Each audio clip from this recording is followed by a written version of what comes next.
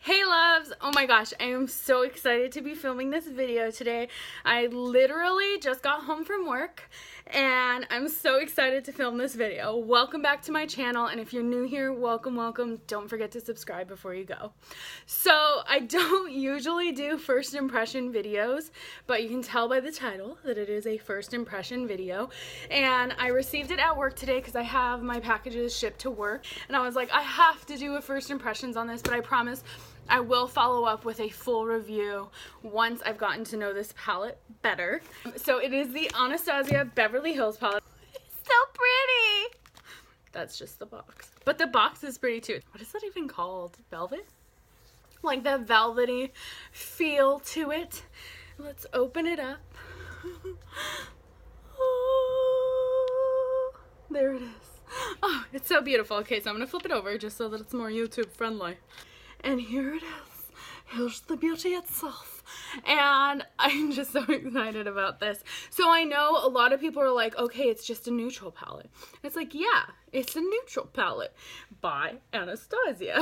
Since I literally just walked in the door from getting home from work, I am going to go wash my face and I will be doing a get ready with me type of thing. Alrighty guys, so I am back. I have primed my eyelids with Urban Decay's original eyeshadow priming potion, and I have also done a little bit of brows, but just kind of filled them in a little bit, nothing special.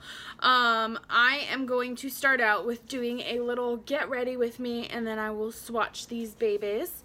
And I've been kind of looking at it. There are some repeated shades in this palette, which I am okay with.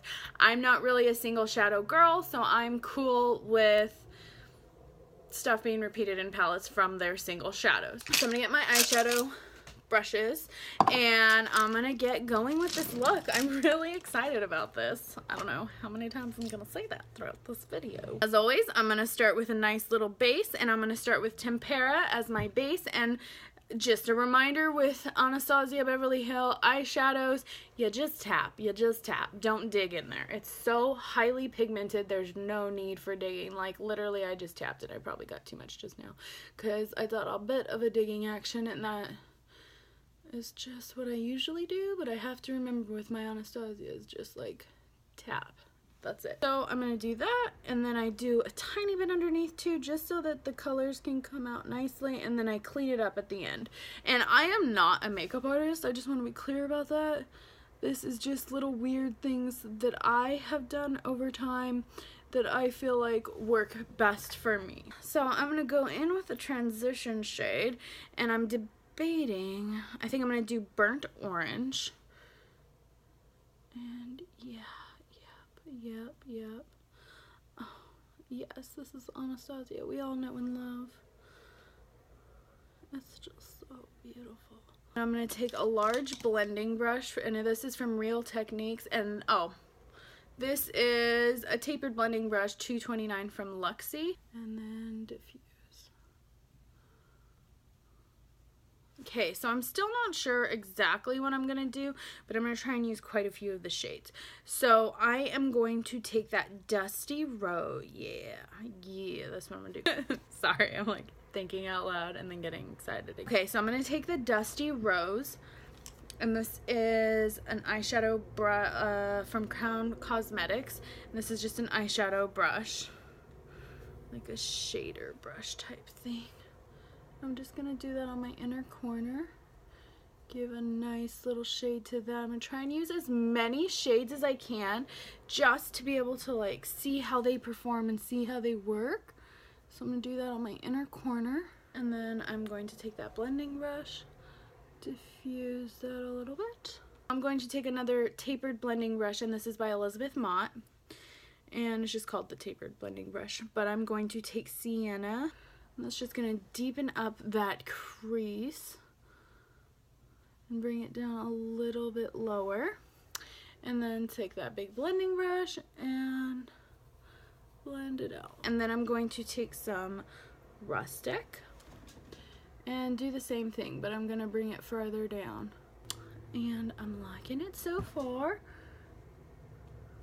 I feel like these are much like the Modern Renaissance formula, and that is what Norvina said this is supposed to be like. Cypress Umbar in the outer corner right there, and I'm just gonna pat that there and kind of like bring it out a little bit, but not too much. Okay, and then I'm gonna blend it out.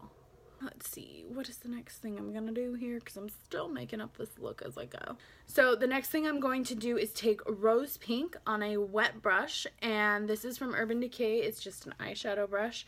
I'm gonna take my Smashbox setting spray, and I like to just spray the brush itself. So I'm gonna spray each side of the brush, and then I pat it off on a little towel that I have here. So I'm just gonna take some, oh, so pretty, some of that rosy pink, and I'm just going to put that here in the corner, and I'm gonna try and do a nice straight line. I'm gonna stop talking. So I have just done the inner corner, and then I'm going to wipe this off on a towel, same eyeshadow brush after wiping it off on a towel, and I'm going to spray it again. And I'm going to take Sultry and bring it further out on the eye and kind of blend it in with that rose pink. So I'm just bringing that out, and I'm going to bring that out to a little over 2/3 of my eye, I would say. So Anastasia Beverly Hills eyeshadows are extremely soft. You do not want to dig in them. They will come up. And I just can't stress that enough. They're very extremely soft. Just lightly blend that rose pink into Sultry. It just makes a more seamless finish right there between the two shades. So I'm going to take Cypress Umbar. I'm going to pop it in the crease again. But I'm also going to pick up some Mulberry. See how that performs. And I have some fallout. That's okay. I don't mind fallout. That is why I do my face makeup after I do my eyes, because fallout happens. And especially when you have such highly pigmented shadows, fallout is just like a way of life type of thing. Okay, so the next thing I'm going to be doing is my lower lash line. And I know a lot of people do this differently, but this is just how I do it, okay? I'm going to be using this EcoTools double-ended brush and just smudging out the corner here. And then I will be taking some Dusty Rose, putting that on the inner corner. And I'm just going to blend some more before I decide that it's all done. And I'm just going to take a few Q-tips and clean up that under eye real quick. Alright, so that is all cleaned up, and I am going to go ahead and do my eyeliner, mascara, and all that good stuff. Alright, so I did not go full glam here in the slightest. I am giving my skin a break, because I've been having skin issues lately, and I've talked about that a lot. Sunday Riley is really helping out with that. Like, my pores are smaller, I'm not breaking out as much. I'm definitely seeing a difference, but it is still having issues, so I am giving it a break. I did put some bronzer and blush on, and some highlight. Yes. Which kind of just looks like oil without like foundation and stuff on, but whatever. Anyways, so first impressions wise, I am so far loving this palette.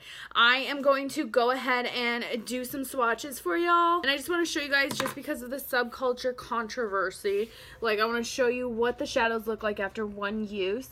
And like I said, I did not realize how soft Fairy was to do my inner corner highlight and my brow bone highlight, so I kind of dug a little too hard in there. It is extremely soft, so be careful with it. I do see like some texture in Tempera, Dusty Rose, Burnt Orange, Sienna, and Cypress Umbar. Rustic, I don't really see too much. I mean, I can tell. Like, it kind of looks like I swatched it. Mulberry, I see a little bit of texture from the brush, and Rose Pink, I do too. Like, I mean, I don't feel like it's any more than usual, but I'm going to go ahead and swatch them now. So I have Tempera, Glistening, Orange Soda, and that's like a peachy orange shade that's almost blending in with my skin there.